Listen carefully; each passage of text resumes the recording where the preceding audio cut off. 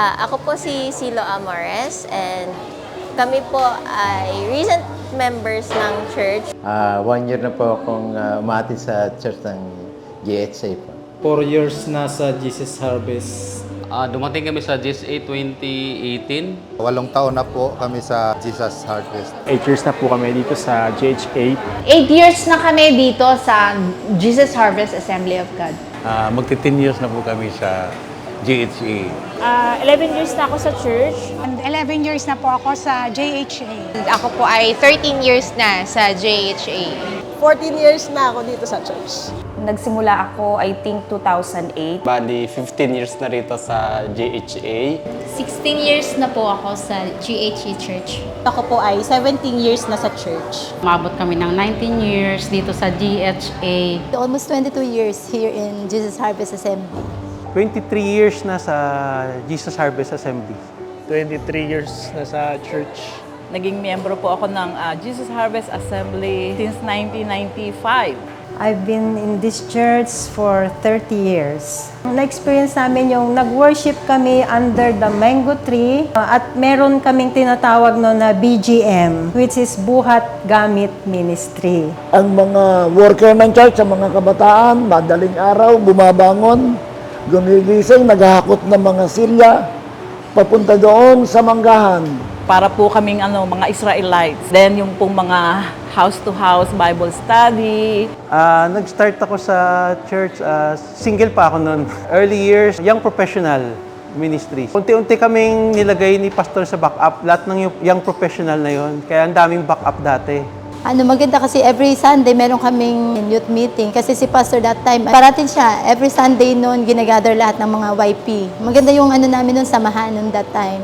Ang pinaka talaga na tumatak sa akin, yung mission. Missions. Tuwing mission. Missions. Mission. Ang pinaka matinding mission year, yung year 2006. Yun yung church building. Mahirap yung mission kasi akit mo lang buhangin pati yung mga graba dun sa taas. Yung unang-unang anniversary po na pag-attend namin, nanalo pa kami ng parapol.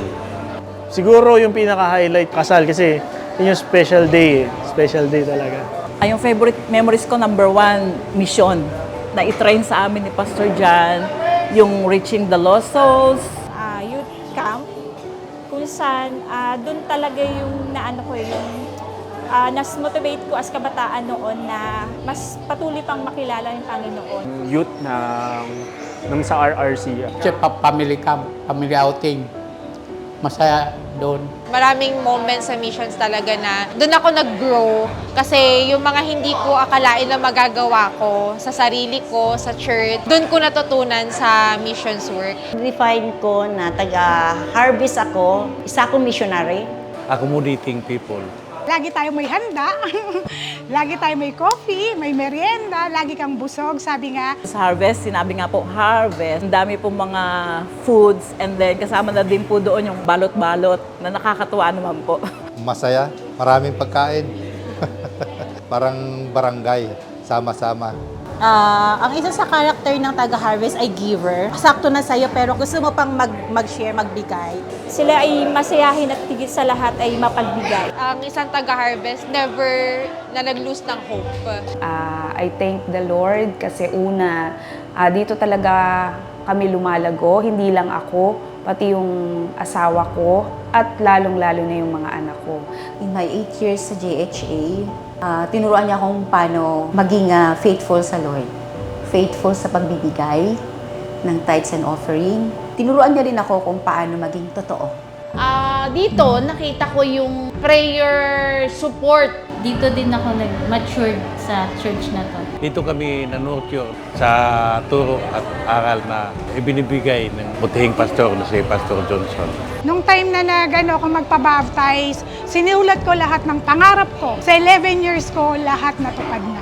Buhay ko, hindi ako naging ganito kung hindi ko nakilala ang Panginoon. At mga bagay-bagay na naranasan ko dito, naging aral yun sa akin, naging matibay ako dito. Dito na ako nakapagtrabaho, dito na ako nakapag-asawa, dito na ako bumuo ng pamilya. Yung inalagay ka sa church na hindi lang physically na inalagaan ka, kundi spiritually, may totoo kang tahanan talaga or home church na sinasabi. Malayo yung travel namin pero napakabuti ang Panginoon kahit sa malayo. Hindi hadlang yung layo sa biyahe. Nagpapasalamat din ako na naging bahagi din ako ng kabataan ng Youth Connection. Maraming natutunan. Dito na ako nag-grow from young youth to young professional. Itong Jesus Harvest Assembly is a great blessing for me. Thankful ako kay Lord na dinala niya ako dito. Happy 30th anniversary, JHA. Happy 30th anniversary, Jesus Harvest Community Church. Happy 30 years anniversary, JHA. Happy and blessed 30th anniversary sa Jesus Harvest Assembly of God. Happy 30th anniversary po sa GHA. Happy anniversary. Happy 30th church anniversary, JHA. Happy 30th anniversary, Jesus Harvest Assemblies of God Church. Happy 30th church anniversary, Jesus Harvest Assembly. Happy 30th anniversary, Jesus Harvest Assembly. Buong GHA family, a happy 30th anniversary.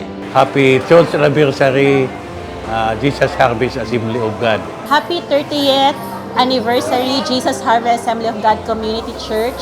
Maraming salamat sa paggabay at support, especially po kay Pastor Johnson Cacnio at kay Tita Tess, na tumayong magulang namin, especially nung worker kami ng church. Nagpapasalamat po ako kay Lord at sa inyo, Pastor, for being the dad na nandyan para sa akin. You've been there for me all through my life. Maraming salamat sa buhay ninyo, Pastor, at Tita Tess, maging kila IJ at saka kina Faith.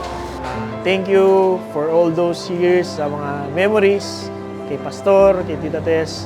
Thank you din kay Pastor sa mga encouragement. Nagpapasalamat ako sa inyo, Pastor, at kay Sister Tess for mentoring our family as our spiritual father. Happy anniversary and God bless us all. Magpatuloy sa paglilingkod sa ating Panginoon. Patuloy kayo sa ating panambahan at saka pananalig sa Panginoon hanggang may buhay. God bless to everyone. Let's enjoy and continue to experience God's work in this church. Happy 30th church anniversary, JHA. God bless. Happy 30th anniversary, JHA! We pray that God will continue to use you to be the blessing to the community wherever God will lead us and God will lead you. Continue to serve the Lord. Happy anniversary!